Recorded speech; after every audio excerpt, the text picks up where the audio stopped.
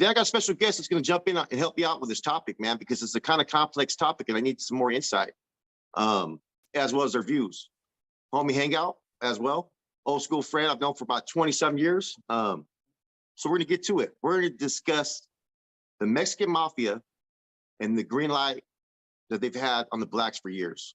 As far as the conflict on the streets, we're going to break it down a little bit, man. And first and foremost, I think Rascal will agree, LA is like a gang culture. It's like the mecca of the gang banging. You know, there's always been skirmishes with blacks and skins for years. I mean, but the breaking point that I feel that put it in the set direction was in 1992 when they had the Rodney King riots. Individual named Damian Football Williams was seen victimizing a Latino. From there, the Mexican mafia got really upset about that and forced a green light on all these black neighborhoods. In the process of that, they had all these meetings going on when they enforced the taxation, in addition to the no drive-by shootings. They also wanted to emphasize that they wanted the Surenos street gang members to start targeting black gangs out there in the streets. This was all a plot, basically, to run interference into what the black gangs were doing at that time, which was the crack era. You know, here we are 30 years later, the EME has become stronger. They have resources across the border, and they're pretty much the ones that are running the drug trade. So their goal in mind has worked. But we have numerous issues, man, that we're going to bring up that have occurred with this, man. And I don't think people understand that it's not as racial as it seems. It's more about territory. It's more about territory, drug trade, and money. But sometimes the media turns it into a racial component. You get what I'm saying? Yeah, and I think it's racial in the sense of, it's like a manufactured racism, right? I remember knowing Woods in prison, seeing Woods in prison. I didn't know them well, but I saw them, and they were covered in racist ideology tattoos, right? They were also drug addicts. And so when a black dude went to pill call and tucked his pill in his cheek, he spit it out in his hand and sell it to a guy that's covered in swastikas and other white supremacy tattoos, and they had no problem using it, right? So were those Woods still racist? Sure, right? But it wasn't their priority, right? Their underlying thing wasn't racism. There was other agendas there, and that didn't happen all the time, right? And you're bound to get some Woods that are going, that never happens, brother. This, that, But I think with this situation, there's some animosity from down south in terms of the competing for neighborhoods, that kind of stuff. Southern California, just politically and how they operated as a county in LA County and the various city councils, right? How they divided up the land, how they created neighborhoods, right? With building of freeways and that kind of stuff. A lot of that was done to create black neighborhoods, but then also some brown neighborhoods, which is a different dynamic than in Northern California, where in the urban areas, like in San Francisco, for example, right? You got the Mission District.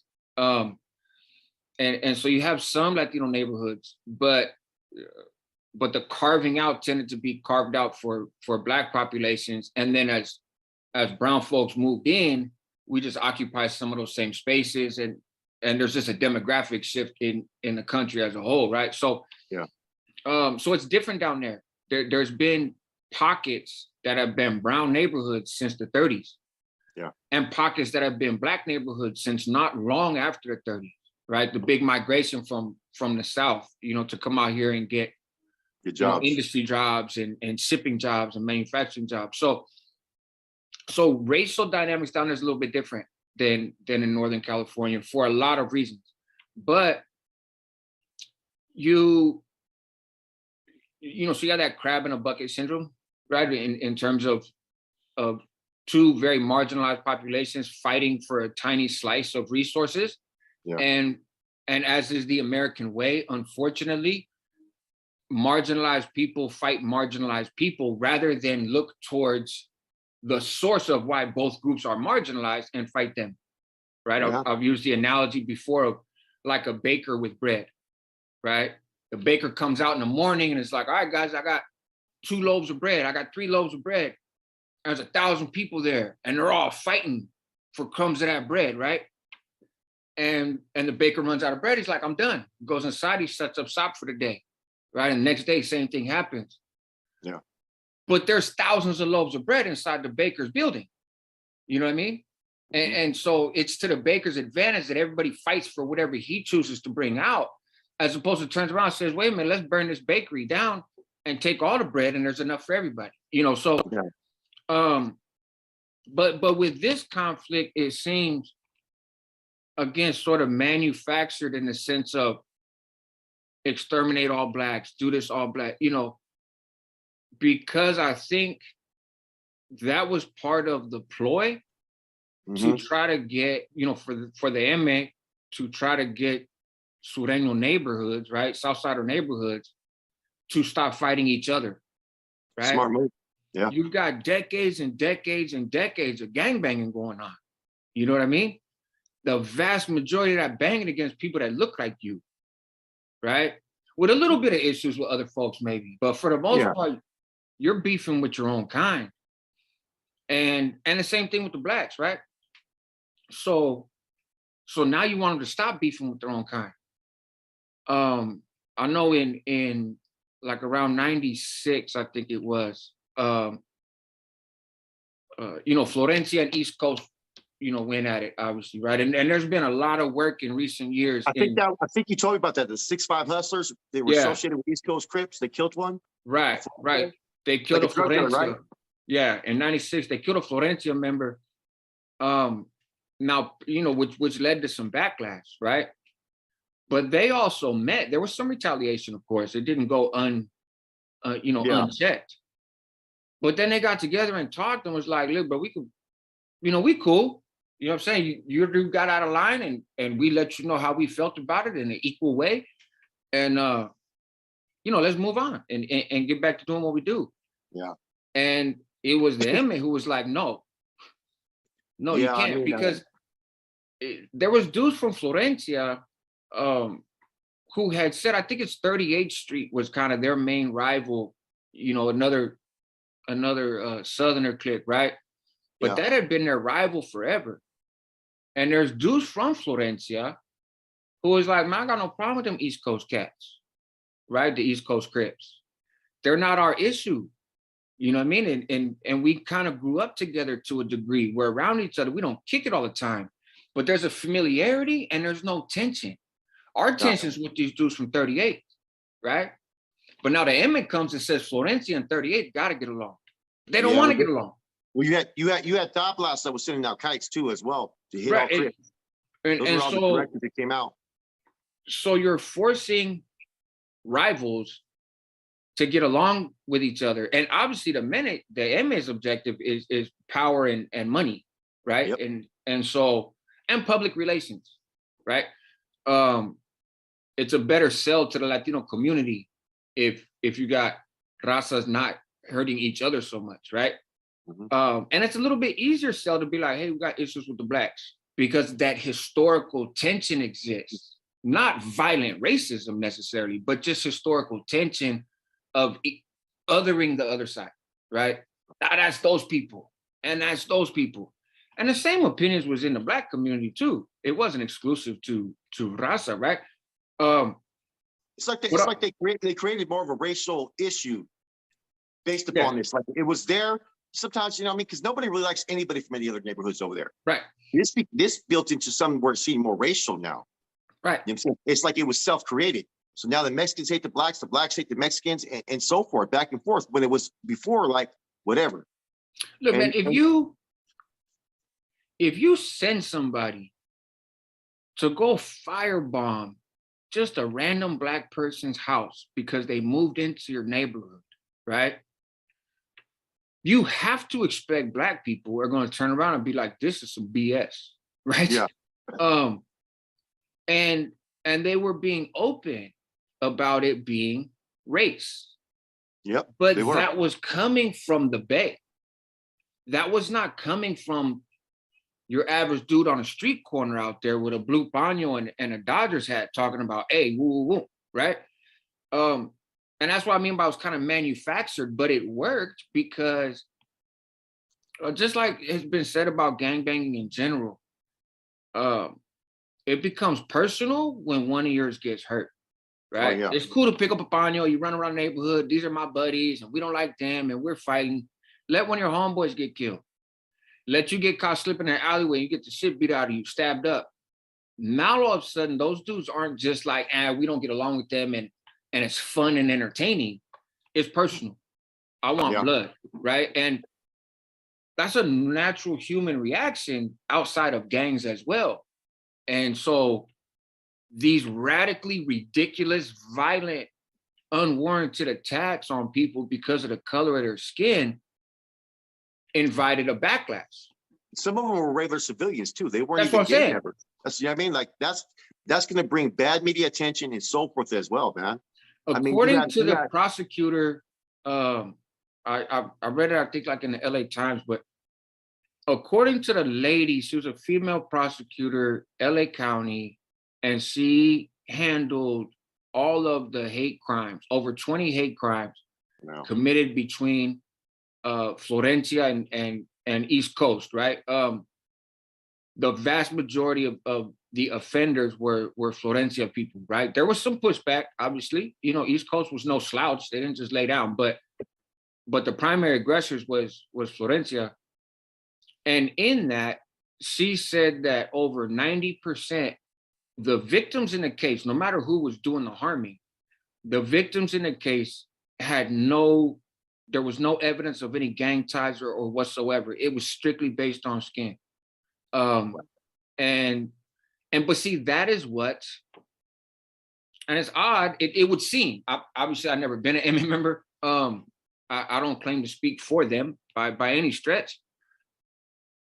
It would seem though, as a fairly rational person, that's what the EME wanted. The EME wanted the race war.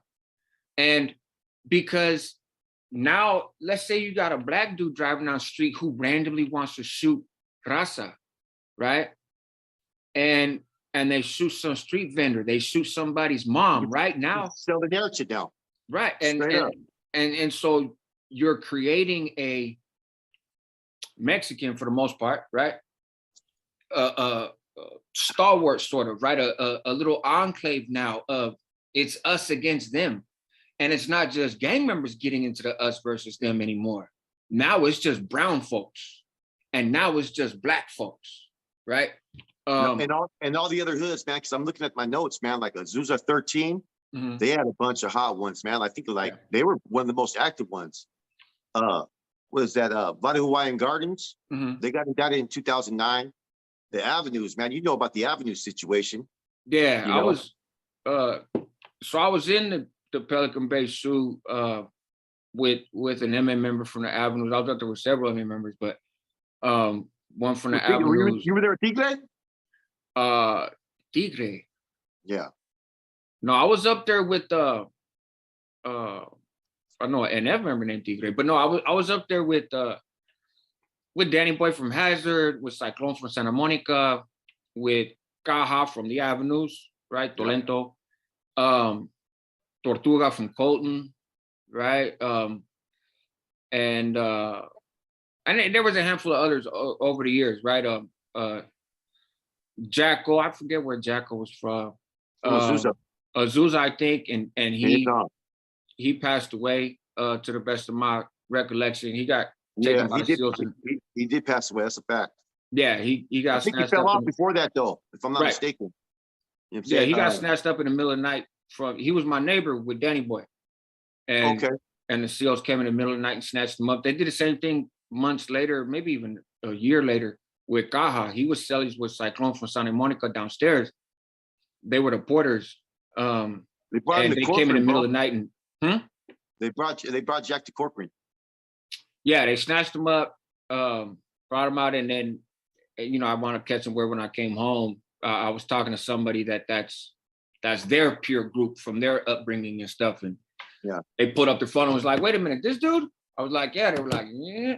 But that's not my business to get into, but it, you hear stuff when you're up there, and You know what makes it interesting, right? Is that they all had to have co-signed for this, so up there in the Bay and County Jail and so forth. Because with the MA, it's a little bit different. Sometimes they look at the LA County Jail as their headquarters.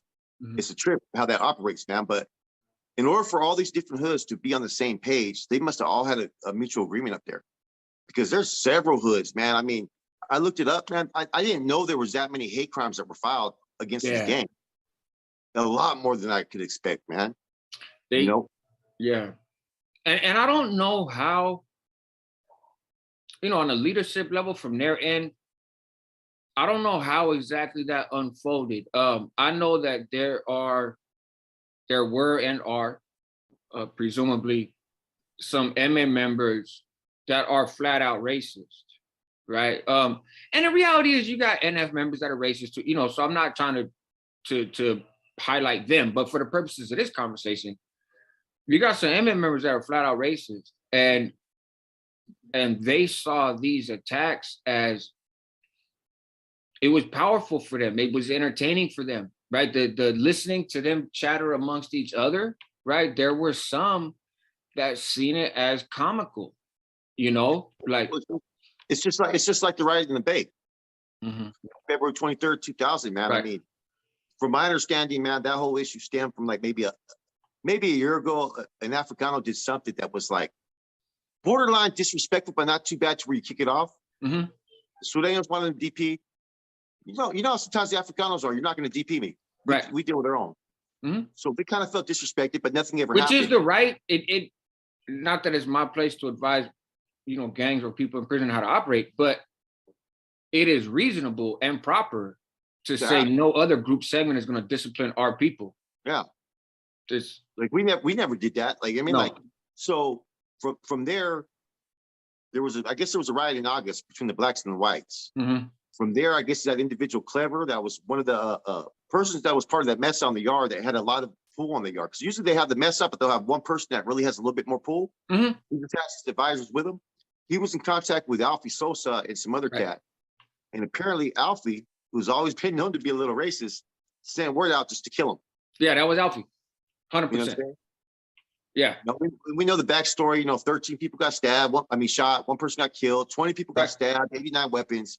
And that's just a whole, an example of what you're saying, man, that there was no purpose for them doing that. No. There was no advantage of it. There was nothing that was going to help them prosper. All that happened was they lost a life. Right. But it's like almost like in these scenarios, if it fits the narrative of something that they wish to do, they just do it. It's, most people seen the movie The Wizard of Oz, right? Yeah. And some of those guys, just like some NF guys, and I'm sure the same will be true for other gangs, right? But it's certainly true for some of the MA guys, and it's certainly true for some of the NF guys in the decisions that they make. They just like being a person behind the curtain, right? And they're playing with the strings, right? And they're just making these grand declarations and these grand proclamations. And I think sometimes it comes out of boredom. Sometimes it comes out of, I think, sometimes a complex between members of status, right? Where, hey, you know what, Flacco, you've been kind of getting some attention for some of the moves you've been making. Watch this move I make. Kill all black people. Ha ha. I one-upped you on that one, right? Like which sounds sadistic. And it's not quite that simple, but I think that element exists. And it, they have no real skin in the game. They're lifers. They're locked away. At that time, you're locked away in solitary confinement. You don't expect to ever not be in solitary confinement. You have this immense power. And I think there's just an urge sometimes to do something with it. I'm sitting in this cell and I have all this authority, but in reality, I wake up every day sitting in a cell in my underwear, man. And I get to go outside and walk in a rectangle circle for, an hour. And I talk to the same people and I watch the same shit on TV. And so for someone so powerful, my life is pretty boring, right? And I think sometimes they just want to flex their muscles. And for reasons that probably could take up 10 videos to try to unpack, You know there what though? is an army of manpower to listen. You know what though? Like, I think part of it though, too, though, right, is if you notice like 30 years ago, the Hispanic community was pretty big out there in LA, MacArthur Park and all those areas, you know, East LA and so forth. But they've been able to migrate even more into other areas as well. I'm saying like they're moving into, you know, into different areas like Compton and so forth, Right. South Central LA and so forth. So the Hispanic population is becoming a bigger population. Now, the crack era was a big influence in the Black gangs communities, the Crips and Bloods. They didn't have to tap into any resources through Surenos or whatnot. They already had their resources across the border, their interactions to move that crack. Since all this has transpired, where the EME has took a stronger presence in gaining relationships with families and those across the border, they've been able to establish resources and contacts and agreements in doing business to what pretty much cut the Black gangs out of the picture. So now either they have to rely and comply and get the product from the Surenos, or some of them, man, I was told by someone out that way that they're going back to the old ways of their hustles. They're going back into Figueroa Street. They're going back in the big game, all kinds of different hustles, because it's not like the 80s and 90s where they had these resources. The EME pretty much cut off their water, bro. Yeah. You know what I'm saying? Unless they want to get it from them, which was a smart move. If you look at everything that they did with this, bro, I mean, I get that they probably wanted to be that guy to call the shot, right? But everything they did was a strategy. It was sharp. It was smart. You know what I'm saying? It was. They, in large part, they ended up with the result that they wanted. Yeah. But there's just a lot of casualties. That's the problem with it. There's a lot of casualties in this whole process. We're talking, I mean, hundreds of lives, just within about 4 or 5 gangs, basically, believe it or not. Like, I mean, tons of lives, innocent victims and so forth. 14-year-old kids. I read all kinds of articles, man. I'm like looking at this, like, how could this even be accepted? This would never be tolerated anywhere else. You know what I'm saying? As far as the push to get them out the communities, to bring attention and to get all the gangs united. And if you notice, once one hood started doing it, all the other hoods started following suit. Let's follow the leader. Who's going to kick it off? You know what I mean? And every time I noticed when they scaled back, because I read a lot of reports too, as soon as they started to scale back on attacking these oppositions, those wheelers were coming out. Hey, stay on it. Yeah. Put your foot on the neck. You know, and so the bad thing about it was, like, yeah, there was always skirmishes between blacks and Mexicans. There was always skirmishes between blacks and blacks and so forth. That was what was going on, gang banging. But this brought it and escalated it to a whole nother level, to where, how do they repair this? How do we mend this? You know what I'm saying? Because you're starting to see a little bit of better interactions down south amongst blacks and Southerners, because it's all more about the money. No one's really tripping out as much about the other things. But still, you can't, it's hard to forget the things that have happened, the people that lost their lives. So it's, you know, there's people that still hold that animosity. You know what I'm saying? So where do we go from here?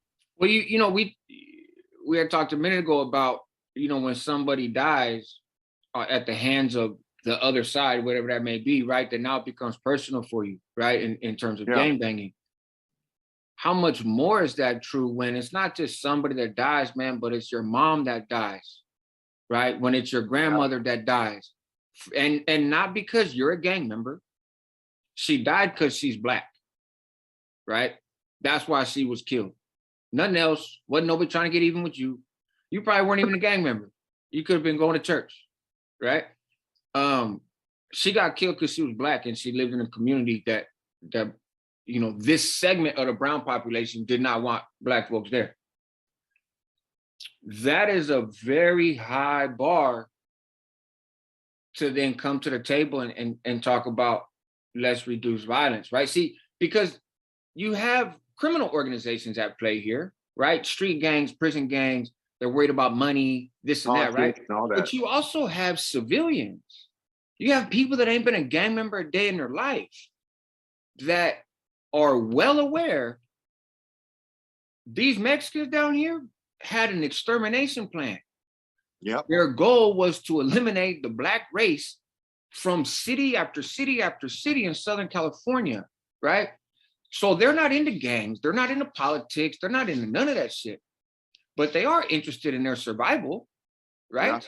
Yeah. Yep, I agree. And so that whole mending fences thing, I think sometimes people in the gang world, both in the streets and in prison, get tunnel vision and Yeah. We can't see the whole feel picture. like the whole world can be interpreted through this lens. And a lot of conflicts can, because they're only between gangs, right? But this, they explicitly stepped outside of that. And Yeah. and that has consequences, man. And so the bad blood that exists is real and is understandable.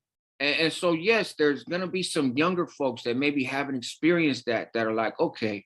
And there's going to be some people that are in some type of a hustle who are like, look, man, we don't like you, but it's in my best interest financially to go ahead and not have beef, right? But then you have your average Joe, right? And your average Maria, right? That is not concerned about all that stuff. You know what I mean? Yeah. And so that's why it took those elements of discrimination, let's say, towards one another that have existed for generations as an intentional, but by how LA and Southern California operated in terms of racial politics. Yeah. And they blew that up. They blew it up. It made it worse. It's like it's like a disease that grows. Yeah. You know what I'm saying? It's only grown, man. So yeah, man, this is a touchy subject, man. And when I brought it to you, man, I was like, man, how do we bring up, what's been going on down south? Because this has been going on for a minute. Mm-hmm. It's scaled back a little bit lately. How can we put a positive twist on this, man? I think you said it, man. This is going to take time to heal. Slow conversations and so forth, man. Even if, you know what I mean? I think people are starting to catch the whole, the gangbanging mentality is not worth it. The consequences, you know what I mean? The proof is in the pudding. People see it. You know what I'm saying? So. No, and I've seen some work. I'm aware. Yeah, exactly. I've seen a lot of work. You know what I mean? Like, it's like when I was watching that situation with Whack 100 and Tres, right? Mm-hmm. I didn't like the comment Whack made, right? You know what I'm saying, about the, chili con papas comment, right? You know what I'm saying? But everything else he said was true. Mm-hmm. You can't argue that. You get what I'm saying? Like, those are things that were going on over there. Mm-hmm. That's the current state, though. As long as they start to have a little bit of improvements at a time, it's like, man, you can't go 30 years of damage, 40 years of damage, where like you said, moms have been killed, brothers have been killed, and so forth, and expect you're going to heal overnight. That's a whole process that has to take slow time to get there. And it's going to have to take those, I think, that used to be involved in these groups, that were part of that war, that understand it. That's what they need more of. Individuals that were from Florencia that are no longer gang members, that are out there doing community work. People that were East Coast Crips that are out there doing community work. Those are the ones that need to be proactive and tell these kids what's wrong with what they're doing. Because otherwise, you're just going to have more lives being lost. So I got a guy, and I'm not going to put his name out there because, and he's a Sureno, right? And he's tapped in. He's well off with his people, right? But he has action at a release date due to some of the changing laws and the circumstances when he got convicted and got his life sentence, right? So he's pulled back a lot, and so I don't want to put his name out there or put some of the particulars out there that could be traced back to him. And I hope and pray that the dude gets out, man. Personally, I like him, and he's he's an influential person, and he's creative, and he rocks with who he rocks with, and he's not ashamed of that. But he is of a mindset towards like, well, if we could reduce violence without losing integrity, let's do it. You know what I mean? And so he was behind some very specific, but also very effective. And I've seen the videos and I've talked to various participants, right? They were out there busting down together, right? It's over in kind of Southwest LA area. They were busting spreads. They were working out together. They were doing self-defense training and fighting classes with each other. Yeah. And it was bought into on both sides. And that was done. And I don't know the players involved. It's not my business, but I would have to believe because of this person, he's incarcerated. Yeah. Because of his affiliations and his sincerity, what he was doing could only be done with at least a passive approval of Emeros, right? And Yeah. And so and I don't know in terms of on the black side of things, kind of what that conversation looks like. I wouldn't be the one to even try to guess. But it was happening. And it wasn't like a big kumbaya, everything's fine. It's very much a testing the waters, right? And with some of the street vendor attacks and that kind of stuff, right? And this was a while ago, but there was videos going around on social media of, for example, there's a black dude who was on camera disrespecting and robbing, I believe, a street vendor. Yeah, and then they disciplined him, right? That fool got it handed to him when he came back to the neighborhood, right? And they recorded and posted it too. That was not just an issue of we don't support disrespecting and taking advantage of brown people, right? We'll It was also this is our people. We'll deal with it. right, and it's not a sign of concession. They did the right And you thing. know what though? When they did that, you got a lot of support from like a lot of Surenos were commenting on that. Right. Active Surenos were like, "Hey, look at that! They handled their business, gracias, and so forth, man." Because So I that's the fruit of these conversations, right? And that's the fruit of this work. So progress is happening. I think another thing that would help situations is sometimes folks can talk with too broad of a brush unnecessarily, right? And that can inflame situations because then people start taking it personal, right? Yeah. And so I think the conversation in terms of black and brown relations is a delicate one and it should be treated delicately. And we can call it what it is. People got to be willing to call out their own team though. You know Yeah. what I'm saying? And historically, right? While Raza shits on each other all the time personally, right? And all the time, right? Publicly in a big forum, you tend to want to back up your own, right? You don't want to throw your own under the bus. And obviously black folks feel the same way, right? And they have a tragic history in this country and they've been marginalized and whatnot. So they're not real excited to throw their own people under the bus either, right? Yeah. No, exactly. But that needs to happen on both sides. That needs to happen when it's called for. It shouldn't be done in a performative way, right? I'm not going to say, hey, man, my dude messed up when he did this to you. If I don't really believe that, just so that I make you happy so that you don't come try to do something to me. It can't be performative. It has to be real. The challenge with doing shit real is it takes time because you actually have to build it. If it moves too fast, then you have to assume a lot of it is just people performing. They're playing the part, but they're not bought into the agenda. They have their own agenda. And to really get people on the same page takes time. It takes time and it's going to take mistakes and it's going to take rough conversations and it's going to take some violence sometimes. That's just how it works, right? Sometimes your kids got to get spanked, bro. You know what I mean? But there's a difference between spanking them and abusing them. And so we'll see. But I'd say, we was talking earlier, one lesson here, in my opinion, let's just take these dudes from Florencia, for example, right? And when they're 12 years old, 13 years old, running around the neighborhood, getting brought up into the neighborhood, right? And it's a family thing and it's been going on for generations. I don't think they was planning on firebombing women's houses. Nope.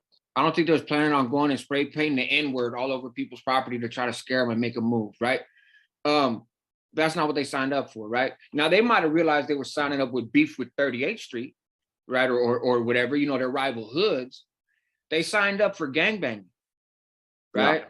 They didn't sign up for KKK behavior in their own backyard. And yet, when the orders come down, You got no years choice. later, 10 years later, 15 years later, and you got some old man sitting in the SHU program who's like, hey, I got this master plan to get more power and control. Let's just wipe out all Black people. And you get the phone call, hey, homie, this is what we're doing. Mm. But you're not in a position to be like, nah, man, go to hell, right? I mean, actually, I think you are. That's a whole other conversation. I think Northerners and Southerners very much are in a position It should to be, tell but these other cats you know how that goes, though, man. right. But it's, you know, Stockholm syndrome, right? And so, so think about that, right? You know, I talked about it a little bit when I talked about the requirements to put in work and maybe having to put in work that you weren't necessarily prepared for when you signed up. Yeah. If we can get our folks to understand the choices you make today when it comes to this gang shit, the choices you make today, yes, you may realize, okay, cool, I'm probably gonna go to jail. Oh, I might get shot. Oh, you know, this and that. And I don't care. It's worth it, right? But there's so much more that can come with this that nobody's even thought of at the time. You can't prepare yourself for. But what you know you're signing up for is a life that you don't have control over. You're signing up for a life in which you will always have to answer to somebody else. And who that person is and what may tickle their fancy one day to the next, you're going to be the pawn that is used. And if you're not comfortable with that idea, don't pick up the flag. Be where you're from. Be from your neighborhood. Be cool. But that don't mean you got to step in this arena. You know what I mean? Well said. Well said. Anyways, I think we covered this topic pretty well, man. We were supposed to go only like 15, 20 minutes. I think we went 40. Yeah, we'll see. Hey, anyways, man, I appreciate having you on, man. I needed your insight on this, man. This was a topic I wanted to bring up, man. And you shed light to a lot of issues on it, man. Thanks for the invite, bro. Real Talk with Flacco, the homie hangout, man. Everybody have a good one. Likewise.